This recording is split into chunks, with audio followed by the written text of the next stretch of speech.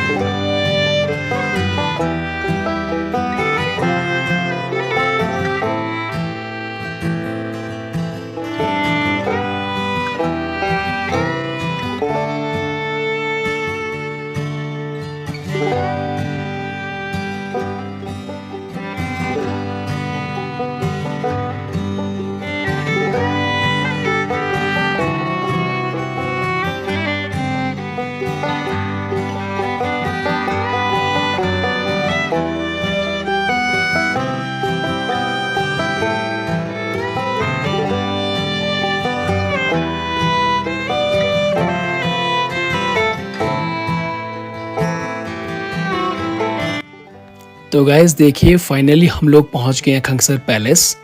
तो अब हम खंगसर पैलेस के इतिहास के बारे में जानेंगे श्री थिनले नमग्याल जी से, जो एक टीचर हैं और इन्हें लाहौल के इतिहास के बारे में बहुत ही डीप नॉलेज है। तो हम इन्हीं से ही सुनते हैं इसके इतिहास के बारे में।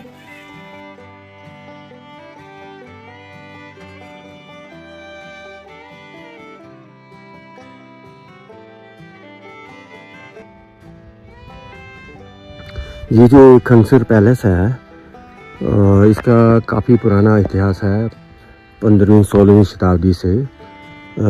और इससे पहले अगर थोड़ा सा हम इतिहास में जाते हैं तो सबसे पहले जो रेफरेंस आ रहा है वो तख्तसंग रिपा, जो एक बहुत बड़े साधक हुए योगी है जो कि तिब्बत से आए और 1600 के आसपास में। तो वो यहाँ से उद्यान जो स्वात वैली है पाकिस्तान में, वो वहाँ की परिक्रमा के लिए गए थे, जो कि गुरु पद्मसंभव का जन्म स्थान है। तो उनके जो यात्रा विवरण है, जो ट्रेवलॉग है, उसमें इसका विवरण आ रहा है कि ये जो खर है, जो पैलेस है, वो उस समय एग्जिस्ट कर रहा था। तो वो जब यहाँ आए तो उसके बाद यहाँ पे एक उनकी जो लड़की थी, जो कि बाद में नन बन गई थी, उनके फॉलोवर बन गई थी। तो वहाँ से लेकर इसके साथ साथ कुल्लू के जो राजा प्रताप सिंह और प्रभात सिंह का समय, जो 16वीं शताब्दी और 17वीं शताब्दी का है, तो उस समय जो रेफरेंसेस आ रहे हैं कि हम जो है पूरा लाहौल जो है उस समय जो है कुल्लू के अंडर में चला गया था। लेकिन अगर हम उससे थोड़ा सा पहले अगर हम बात करें तो 11th सेंचुरी या 12th सेंचुरी में जब लद्दाख के राजा लचन उत्पला था, तो वो जो है लद्दाख से लाहौल और इवन कुल्लू और चंबा तक आक्रमण करता है। तो पूरा का पूरा जो है लाहौल, चंबा, कुल्लू जो है उसके अंदर में चला जाता है, लद्दाख के अंदर में।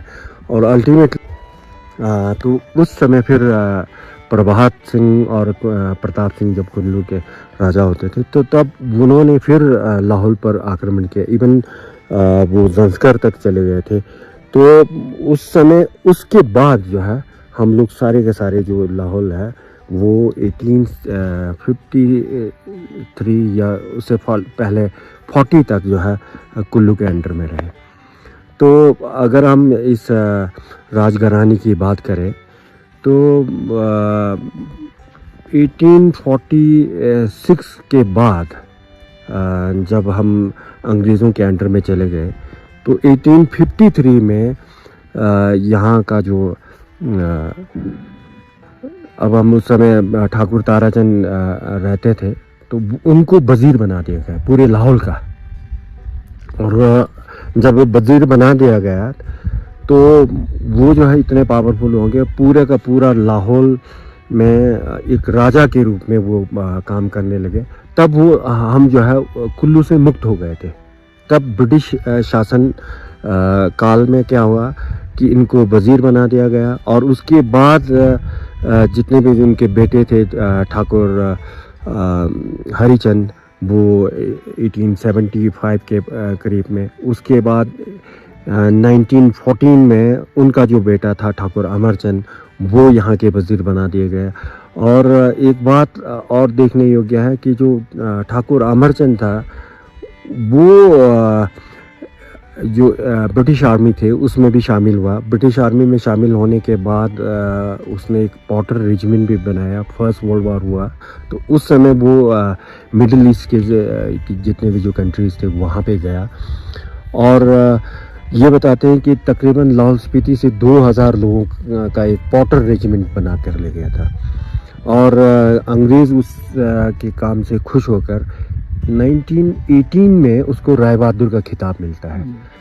तो उसके बाद जब हम देखें कि 1947 तक, जब तक ये भारत स्वतंत्र नहीं हो गया था, तब तक इनका राज शासन या जो अंग्रेज़ों के अंडर में जब काम करते थे वो चलता रहा। तो अगर हम देखें कि इस भव्य महल को, ये ठाकुर के जो पिताजी थे टशी वंगठा, तो उस काल में ये बन चुका था ये, और कई फेजेस में बना। इसका मतलब है कि 16th सेंचुरी से लेकर जब ये यहाँ एग्जिस्ट कर रहा है तो कई फेजेस में इसका निर्माण हुआ। और मुझे ऐसा लग रहा है कि ठाकुर ताराचंद के जो पिताजी थे टशी वंगठा के समय ये भव्य महल जो बन चुका था। और अब आप देखेंगे कि इसमें तकरीबन उस समय 108 कमरे हुआ करते थे। अभी एक 20-25 साल पहले जब रेनोवेशन हुआ तो नीचे वाला जो भाग है वो सारा का सारा उसको डिसमेंटल करा दिया। ऊपर से एक मंजिला भी निकाल दिया गया। परले साइड से भी कुछ कमरे हुआ करते थे। तो टोटल आप ये मान लीजिए कि 40-50 कमरे जो है वो अभी निकल गए इसके। तो अभी हार्डली 50-60 के करीब कमरे रहे होंगे। तो ये इतना बड़ा भव्य महल शायद मेरे ख्याल से लाहौल में तो कहीं नहीं है। और इवन कुल्लू में भी आप सुल्तानपुर में देखें इतना बड़ा महल नहीं होगा। केवल आप लद्दाख का जो पैलेस है, स्टॉक पैलेस है या आप ले पैलेस है, उसके कंपैरिजन में इसको आप देख सकते हैं। साथ ही साथ ये जो पैलेस जब बनाया गया था तो ये यहाँ ये बताते हैं कि जो उस ज़माने के जो आर्किटेक्ट थे, एक जिस्पा गांव से होता थे, मेमेका से, वो पूरा आर्किटेक्चर का जो काम उन्होंने ही संभाला।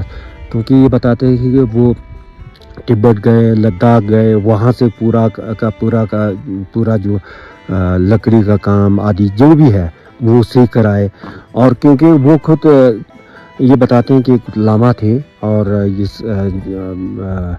लकड़ी का और ये जो मकान बनाने का जो तरीका था वो सीख कर आए थे। और अंदर आप देखेंगे कि आज एक पूजा घर भी है जहाँ पे पूजा होती थी। पीछे हमने देखा था कि भाई एक पुजारी यहाँ पे परमानेंट होता था, सुबह शाम जब भी हो तो यहाँ पे पूजा पाठ हुआ करता था। लेकिन आप ये देखेंगे कि हमारा जो एरिया है पूरा, ये जो लाहौल एरिया है, तिब्बतन बुद्धिज़्म से इन्फ्लुएंस है। और तिब्बतन बुद्धिज़्म में एक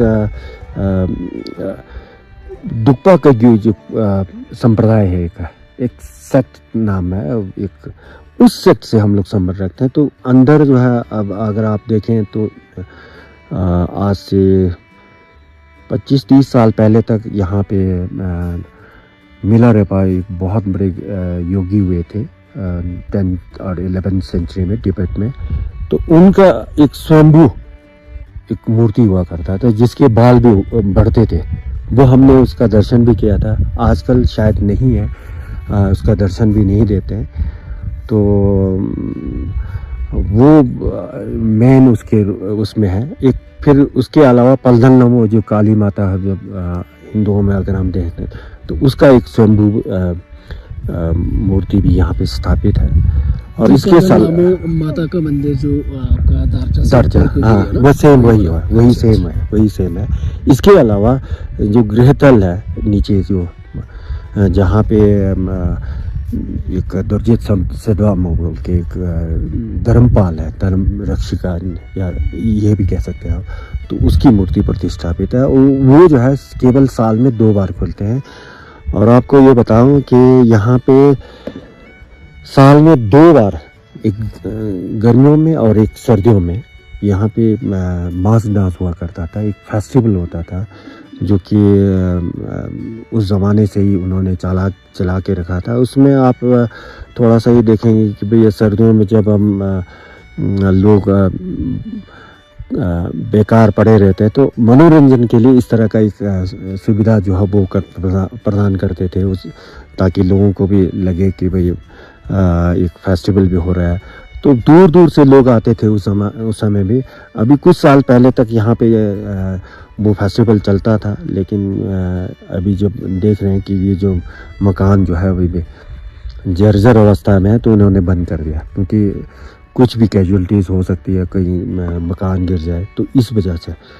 तो देखने लायक ही है कि वो जो फेस्टिवल होता था कि सर्दियों में जिस प्रकार से पांडव यहाँ पे आए, पांडवों का स्वर्गारोहण होता है। तो स्वर्गारोहण में जब वो हिमालय की तरफ आते तो कुल्लू मनाली से होते हुए जब यहाँ पे पहुँचे, तो यहाँ के लोगों से उनसे पूछा कि भाई यार रोहतांग में कितनी बर्फ़ थी और आँख तो नहीं जला, इस तरह के प्रश्न पूछते हैं। तो फिर वो जो है 5 जो पांडव है, उसके साथ साथ उनकी जो पत्नी द्रौपदी और साथ में विदुर भी साथ चला। तो वो पूरा का पूरा एक मंचन जो है वो डांस के रूप में वो वहाँ पे परफॉर्म करते हैं और बाहर भी निकलते हैं और वहाँ से तीर कमान लेकर तीर भी फेंकते हैं।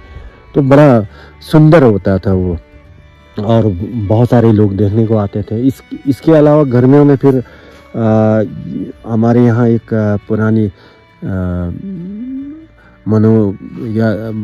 मान्यता है, ये कह सकते हैं कि भाई जो बड़े बड़े जो पहाड़ है या जो ग्लेशियर्स हैं, वहाँ पे हिम सिंह नाम से जो सनोलोइन है वो वहाँ पे रहते हैं।